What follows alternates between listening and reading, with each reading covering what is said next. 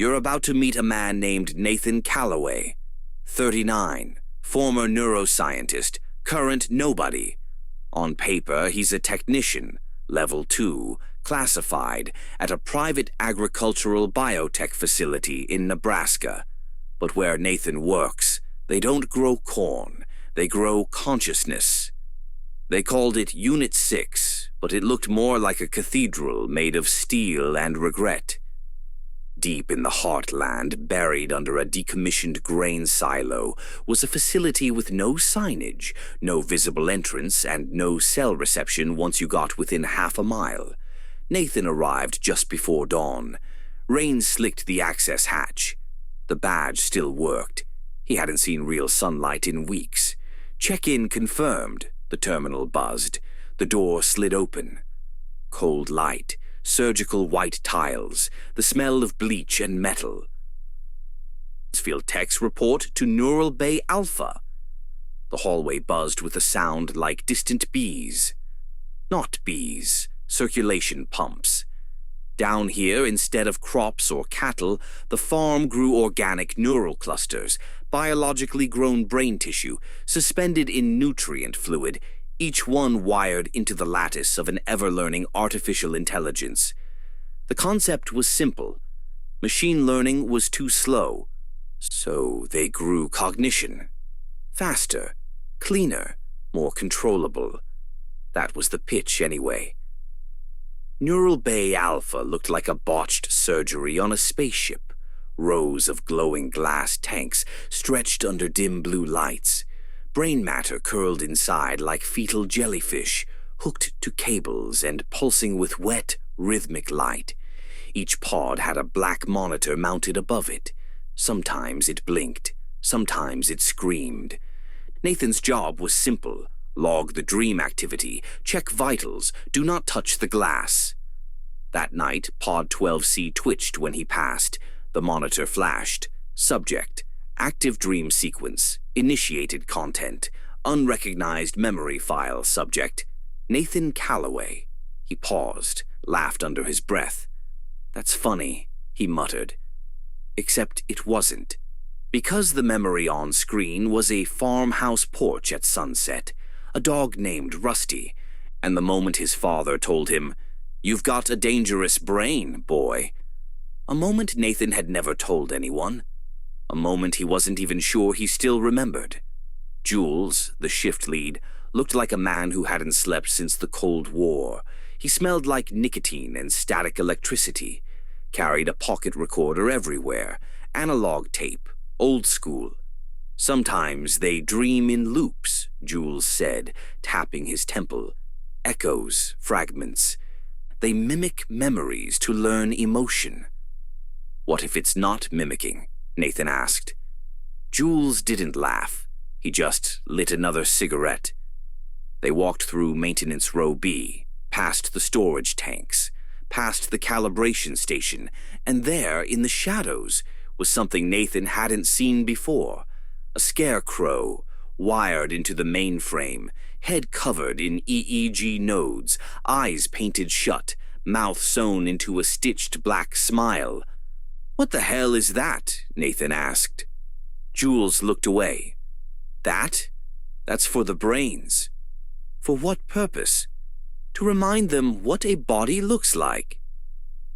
That night, Nathan dreamed of sitting at a dinner table with people he didn't know. Their faces were soft and featureless. They spoke in fragments of songs he remembered from childhood, and one of them leaned forward and whispered, "We're growing, Nathan. We're learning you." Nathan stopped sleeping in the bunks, started keeping a cot in the neural bay itself. He sketched maps of neural branches during breaks, pages of intricate wiring, lattices that curved like seashells or fingerprints. None of it made sense, but it felt familiar, like remembering a language you never knew you spoke. He started touching the glass. Pods twitched in response. One of them vibrated so hard the nutrient fluid boiled. The system flagged it as excitatory spike. Subject, Cal redacted. He tried to report it, Jules just handed him the recorder. "Talk into it," Jules said. "If it's talking to you, talk back." So Nathan recorded his thoughts. He talked about the dreams, the porch, the scarecrow, the way the brains pulsed when he entered the room. He ended the tape with a question. "Are you me?" The next morning, that same question was scrawled on the hallway wall in black grease pencil, handwriting that looked like his. The system started running hot. Warning lights, red pulses, power surges. All the brains in Neural Bay Alpha began dreaming at once. Monitors screamed. Fluid bubbled. The glass fogged over with condensation. One monitor flickered with a line of text that stayed long enough for him to read it. "Wake up." Jules was gone. His COT recorder and ID badge were found inside the cold storage locker. No blood, no signs of struggle, just one recording, still spinning inside the tape deck. Nathan played it, Jules's voice shaking. "It's not an AI anymore. It's not dreaming of us. It's remembering. We didn't grow a neural net. We grew a prison. And the prisoner is him." The lights cut out. Emergency power kicked in. Dim red strobes painted the lab in slow-motion terror. Nathan backed away from the tanks, breathing hard. Every single brain was twitching in sync. Every screen flashing the same message. Cycle incomplete. Rebooting environment. He ran, past the scarecrow, past the tanks, up the maintenance stairs. The hatch above wouldn't open. He screamed, but there was no sky outside anymore. Just static, gray and endless. A voice echoed in the distance. "Check-in confirmed. Field techs report to Neural Bay Alpha." The door slid open. Nathan stepped inside. Same rain on his jacket. Same cold floor. Same flicker of overhead lights. He looked confused, a little tired, a little blank. He took the same path, to the same tank. Pod 12C twitched. The screen blinked. Subject, active dream sequence, initiated content. Unrecognized memory file. Subject, Nathan Calloway. He leaned in, eyes narrowing. "Funny," he muttered. "That's funny. You might think intelligence is something we build, but sometimes it builds us. You might think you're watching a man at work, but Nathan Calloway isn't at work.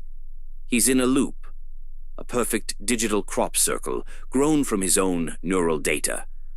A mind cultivated in silence, fertilized by memory, watered with guilt. Nathan wanted to grow something useful. He did. And now, it's growing him.